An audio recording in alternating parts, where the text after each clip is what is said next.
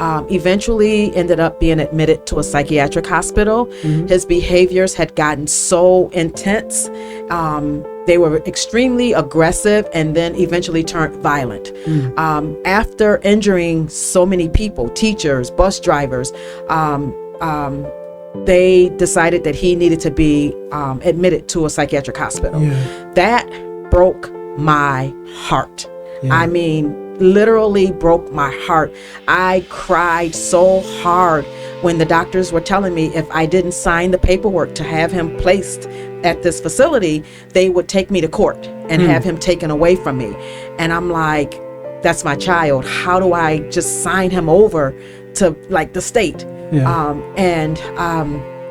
They were threatening to take me to court. Be Nice Individuals Podcast.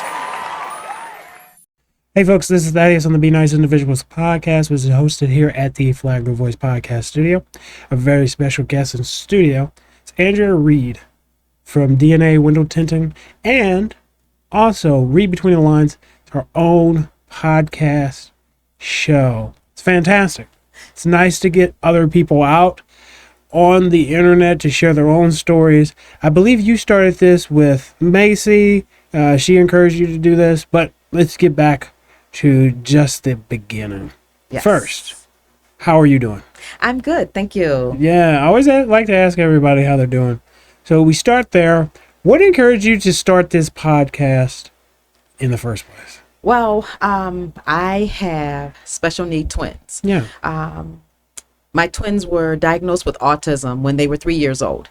And I suffered a divorce 2 months after they were diagnosed. So it caused me to be a single parent, left alone to raise my special need twins by myself. Oh, I'm sure that was hard. Yes, when hard is an understatement. Yes. It was quite the journey. And from my journey, from day one up until my boys are 22 years old now. Okay. Up until them turning 21, it was quite the journey, and a lot of parents would look at me and ask me for advice, ask me to share, how did I do this? How did I do that? And from that, I decided to share my story. Yeah. A lot of people say that other parents don't share.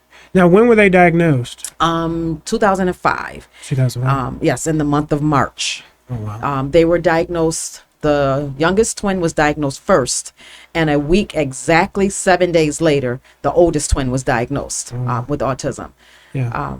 It wasn't easy. Yeah. I myself did not know anything about autism, absolutely nothing about autism.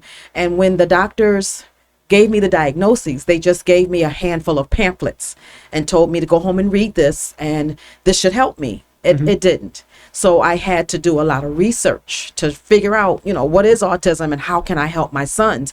Because when they gave me the diagnosis, they told me that autism was a disorder that affected the brain. It was a neurological disorder that affected the brain. Yeah. And when I heard brain, because you can't live without your brain. Right. Your brain is a very vital organ to the body. Yeah. And when I heard that something was wrong with my children's brain, I thought the doctors had handed me 2 death sentences. Right. So I had to dive in and find out what autism really was, because I was trying to save my boy's life, because I thought they had given me a death sentence. So I dived into research, trying to figure out what can I do to help my boys not die. Yeah. So I did a lot of research. We lived in New York at the time. Okay. And when I found out what I needed to do for my boys, like get them into services like speech therapy, occupational therapy, and maybe even behavior therapy, I started looking for places in New York that could provide that. And there was none. Nothing. There was very little. I found places that wanted to learn with me. And I'm like, no, I'm trying to save my boy's life. We can't learn this together. No. I need somebody that knows how to do this. Right. So I started looking for places that could help me, places that had experience with this. And I saw that Maryland State was number 2 in the country. They ranked number 2 in the country for special need education and resources. So I packed up, me and the boys, We moved from New York to Maryland State. We actually reside in Howard County in Maryland State. Yeah. And when I say they rolled out the red carpet for me, they literally rolled out the red carpet. I met with the superintendent of schools at the Board of Education. Yeah. And then they gave me the special needs supervisor. And I mean, they held my hand and walked me through this process step by step.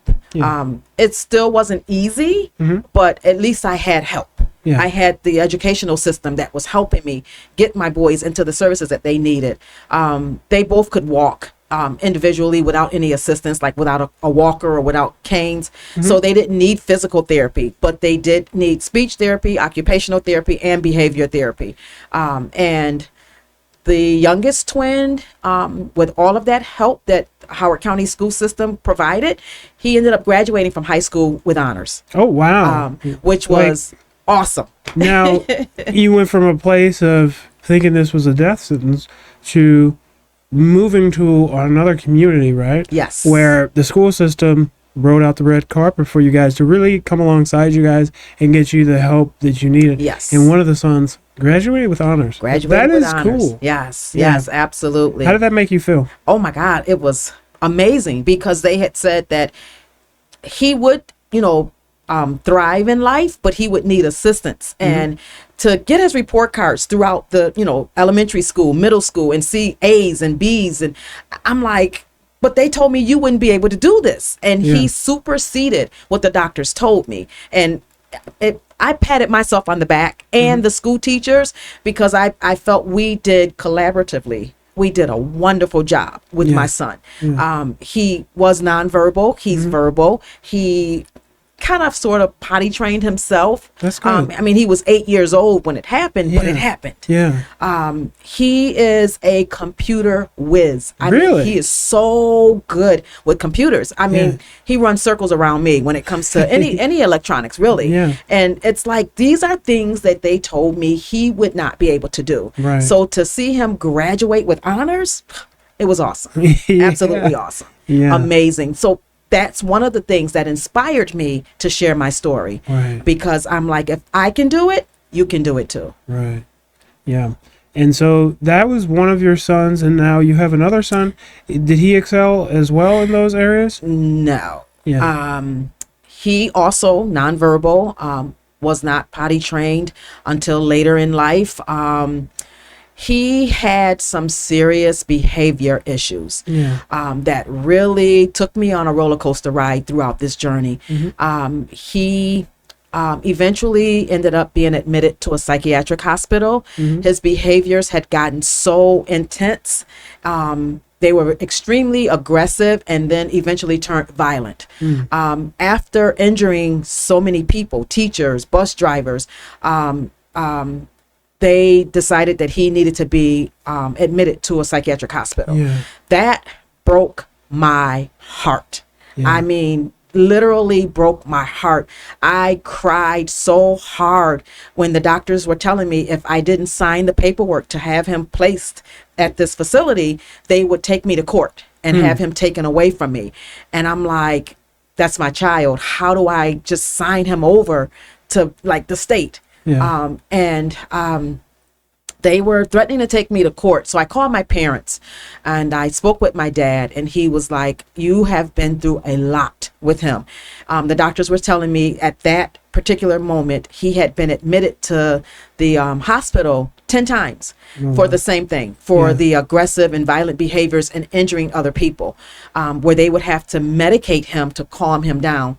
Then they would discharge him home, and then he'd come back. So it had been 10 times, and they told me this was it. We're not doing this anymore. We're taking him and putting him in a psychiatric hospital.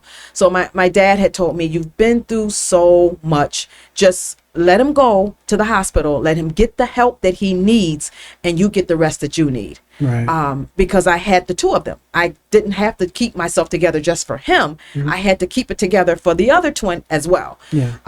So I signed the paperwork. I really didn't want to, but I trusted my dad, his opinion, his advice. I trusted him 1,000%. So I went ahead and I signed the documents and allowed them to place my son in a psychiatric hospital. It was hard because this happened in December 2019. And March 2020, COVID happened. Yeah. And that took my visitation away. So I could not see my son. I could not put my eyes on him. So that was hard. Yeah. That was hard. But he stayed in that hospital for over a year, and they constantly medicated him, and then he started having seizures. The seizures went from mild seizures to grand mal seizures, and they went from once a week to twice a week to 3 times a week to every other day. And the doctors were saying they did not know if his brain could take much more. That nearly broke me. I'm like, what the heck? What's going on? So it was hard. It was an experience that I wouldn't wish on anybody. Right. It was really hard, but I, as his mom, never gave up on my child. I put together a GoFundMe to, I found out about stem cell procedure. Yeah. Actually, I was at work. I was in the room with a patient, and her father did research on children with autism. Yeah. And he and I had a long, extensive conversation. And he asked me, had I ever heard of stem cell procedure? I'm like, I heard of it, but I really haven't had a chance to really look into it. Right. And he told me to go home and look it up. And that would be something that would really help my son. Right.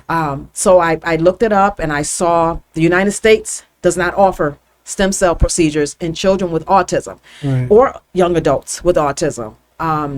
So I found different places that I could contact that actually did stem cell procedure in children and young adults.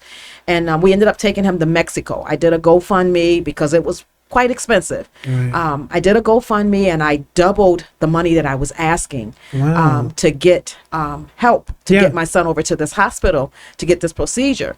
Fast forward, we got to Mexico, we got the procedure, seizures stopped. Wow. The seizures stopped. His behavior became much better, much better. He was not attacking anyone. He was not injuring anyone. Much, much better. To this day, he's doing better, still nonverbal. Still having to wear the adult Depends just as a precaution mechanism.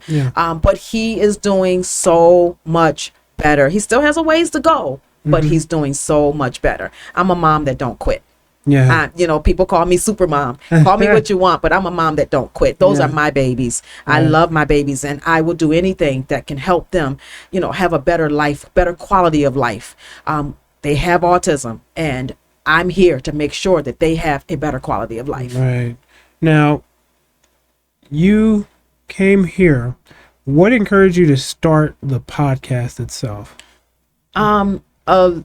We moved to Florida. It's been 8 months now. Oh, it has. Okay. A lot of my coworkers, a lot of the people I went to church with, I used to post every time something happened, good or bad, with my boys. I was on Facebook and Instagram posting, today was a good day, today was not a good day, my son got straight A's, or whatever. Anything that happened that week, I was posting. And I moved here, I stopped posting. So people are like, well, what's going on with the boys? How are they doing? So I've seen everybody's doing podcasts, and I'm like, hey, I can do one too. Just to keep people informed on what's going on, especially people that donated to the GoFundMe to help my son go to Mexico. I like to keep them updated because they didn't have to donate, and they did.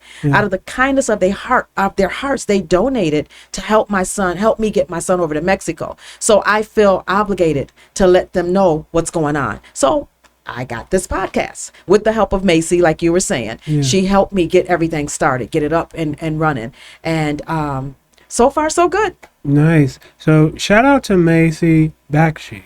Yes. Who actually helps people who want to start a podcast, or maybe they weren't thinking about starting a podcast, but to get them out there and actually get their voice out there. Have their own podcast space or studio set up and get them going. And how many episodes have you done, or have you done any yet? We've posted one. Okay, good. The opening one, and I have 2 more that we're in the process of posting. Okay, cool. Yes. Yeah. Now, are you going to have guests on there? What's the Yes, direction? absolutely. Right now, I have other moms who have children on the autism spectrum that will be appearing on my podcast. I have a occupational therapist.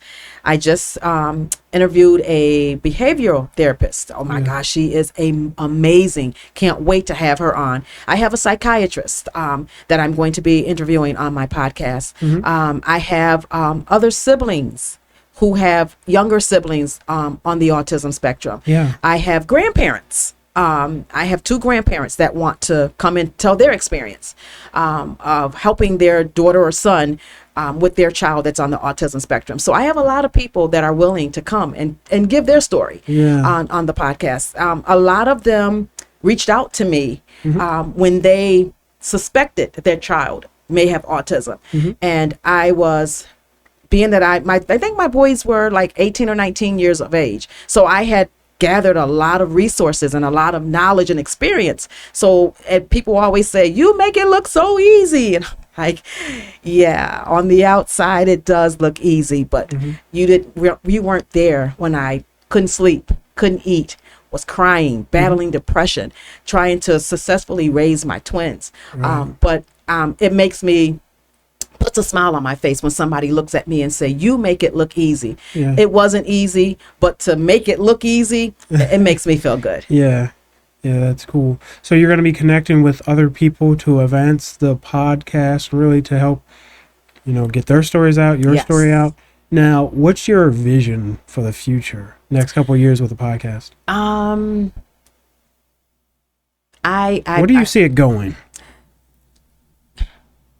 To a live talk show. Oh, there you go. Yeah, absolutely. Yeah. I've been asked if I would be interested in talking on the TEDx stage and speaking on the TEDx stage, and I'm like, absolutely. I want to get my story global. I just not locally. I want to get my story out global. I did have a young man approach me. He read my story. He saw my post. He followed me on my trip to Mexico because I posted every day while we were in Mexico. And he's a filmmaker. And he actually said he wants to do a documentary film on me. And I'm like, absolutely, because my goal is to get my story global. Because I want to help as many families as I possibly can. Like I said, when my boys were first diagnosed, I had no knowledge of what autism was, none whatsoever. And the doctors put pamphlets in my hand. That was it. That's all I had. And if I can share my experience, my knowledge, my resources that I have gathered over the years, I want to help other families because it's not easy. It's not easy. Whether you have one child on the spectrum or 4 or 5 children on the spectrum, it is not an easy task. And if I can help other parents, that's what I want to do. So how do other parents, siblings, how do they get in contact with you to come alongside you, potentially get on the podcast? How do they get in contact with you? You can either reach me by my podcast. I don't have the link. Okay. But can they do a search for it? Yes. You can do a search for it? It's Where under is it at? Andrea Reid Autism on YouTube. And it's going to be on my Facebook page, which is also Andrea Reid. And my email, which is areid18@yahoo.com. And Reid is spelled R-E-I-D. Yes. Okay, and then Andrea? Andrea. Okay. Now, what's your final message to any people out there that may have a loved one or sibling with autism? Just embrace yourself. Love that child with all your heart, mind, and soul. It is not going to be an easy journey, but you can do it. You can do it. Just got to embrace yourself and tell yourself, I can do it. There's going to be a lot of valleys and a lot of highs and lows that's going to come in your path, but you can do it. You can do it. Yeah. So folks out there, if you have a loved one that is suffering with autism, it's a lifelong journey and there is hope. Yes. Andrea has a really good story of, the situation where it first began with thinking it was terminal to going on to have adult children now And, you know, a lot of the issues that were there before, you know, we're seeing success. Yes. You know, so Yes. there's definitely hope. Connect with Andrea to hear more about her story. Make sure you guys follow her podcast journey, as she's going to be bringing on other people as well to share their story. And in doing so, the community of people who interact with or have loved ones with autism, that community can grow and there'll be more support. So again, this has been Thaddeus on the Be Nice Individuals podcast, which is hosted here at the Flagler Voice Podcast Studio. I tell you guys this all the time. Maybe you can say it with me. But this is your space. It's your space to come in, say you have a business. Maybe you have an idea. Come in here, shout out your business, shout out your idea. Maybe you're a political candidate and wants to connect directly with your constituents. We have a space for you. We even have call-in features here. You can sit over there in the hot seat. I can sit back here. And we can have people call and you can answer questions live and I can sit here and laugh. No, but seriously, I think it would be a very transparent way for you to reach your audience and connect, because let's face it, not a lot of political candidates do that. They have to wait to like town halls and stuff like that, but it could be cool. It could be cool. You wouldn't have to answer every question either. You could always say pass. So, but yeah, again, this has been Thaddeus and Andrea. The Be Nice Individuals podcast, hosted here at the Flagler Voice Podcast Studio. We'll see you next time.